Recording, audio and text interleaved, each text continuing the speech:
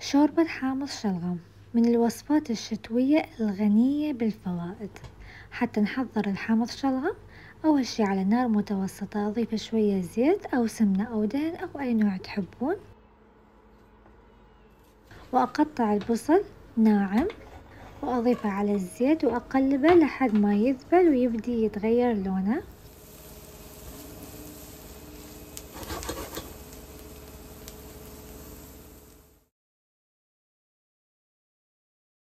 آخذ السلق مع الأعواد أقطعه بالطريقة اللي تحبوها، أنا أقطع لا ناعم ولا خشن متوسط، وأيضا أضيفه على البصل وأخليه ينحمس، ويفضل أنه ينحمس لفترة طويلة نوعا ما، كل ما حمسنا أكثر كل ما راح تكون الشوربة أطيب.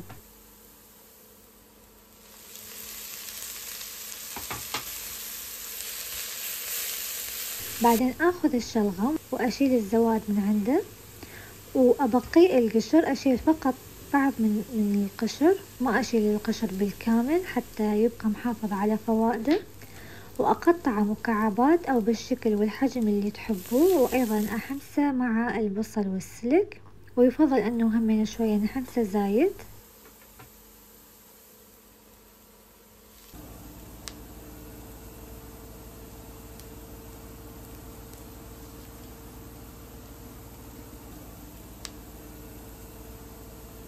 بعدين أضيف عليه مكعب مرق ماجي، وإذا عندكم مرق اللحم أو مرق الدجاج أكيد أحسن. أضيف عليه ملعقة صغيرة من الكركم وشوية من الشوفان. الشوفان ممكن نستبدله بالرز، ولكن أني أفضله بالشوفان، أحسه يطلع أطيب. أقلبه شوية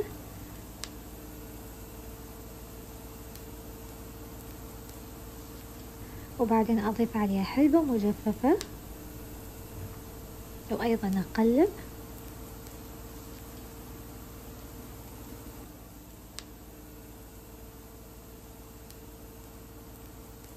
وبعدين أضيف عليه كمية مناسبة من المي وأتركه إلى أن يغلي،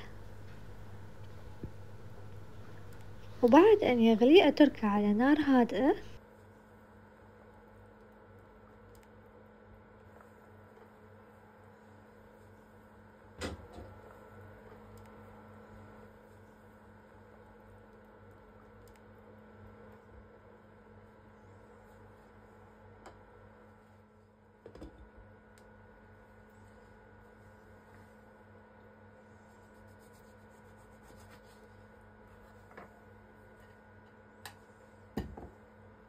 وآخر شي قبل التقديم أضيف عليها عصير الليمون،